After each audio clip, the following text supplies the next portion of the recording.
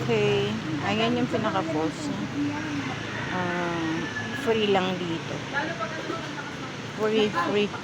Ang hataw ng Ayan. Free din dito mag-swimming. May swimming pool siya. Tapos free din. Kaya lang, kailangan mo mag-register bago kayo mag-swimming.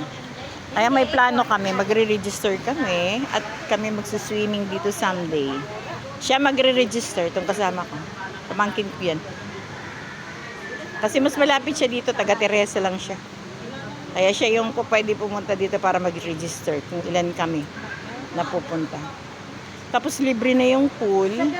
Libre, wala kang gagastusin dito kundi pamasahe, pagkain. Tapos syempre, tipan mo naman yung mga nagtatrabaho dito. Alangan naman wala kang malaibigay din.